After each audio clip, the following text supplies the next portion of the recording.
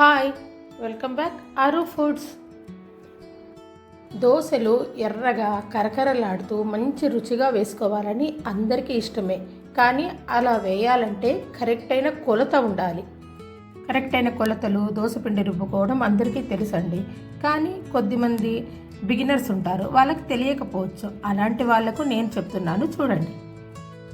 ఇక్కడ నేను చూపిస్తున్న ఈ గ్లాస్తో 1 గ్లాసు ఉద్దిపప్పు తీసుకున్నాను.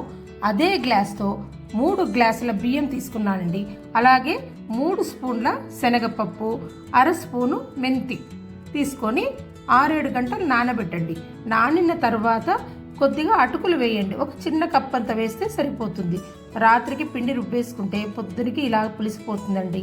ఆ పులిసిన పిండిలోంచి కొద్ది భాగాన్ని మాత్రమే తీసుకుని అందులోకి కావలసినంత ఉప్పు, సోడా పొడి కలుపుకొని అప్పటికప్పుడు బ్యాటర్లా కలిపేసుకోండి. మిగతా పిండిని ఫ్రిడ్జ్లో పెట్టేసుకోండి.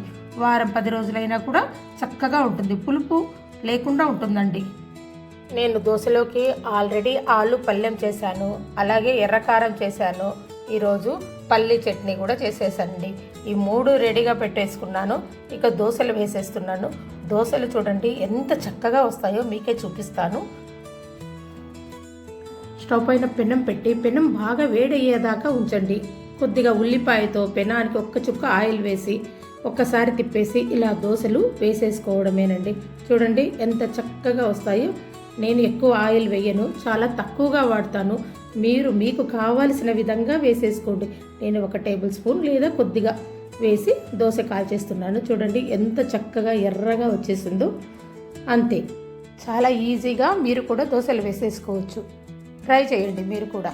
నేను దోశలు రెడీ అయిపోయినాయి. అందులోకి పల్లెము, ఎర్రకారము, పల్లి చట్నీ, వీటన్నిటితో ఈరోజు బ్రేక్ఫాస్ట్ మంచి రుచిగా చేసేస్తానండి. అలాగే మిగతా పిండిని కూడా ఫ్రిడ్జ్లో పెట్టుకొని మనకు కావాల్సినప్పుడు వేసుకుంటూ ఉండొచ్చు. అది కూడా మీకు నేను తర్వాత చూపిస్తానండి. ఈ పక్కా కొలతలతో మీరు కూడా ట్రై చేయండి, మంచి దోశలు వస్తాయి. తర్వాత ఎలా వచ్చాయో నాకు కామెంట్ చేయండి. మా వీడియోస్ నచ్చితే లైక్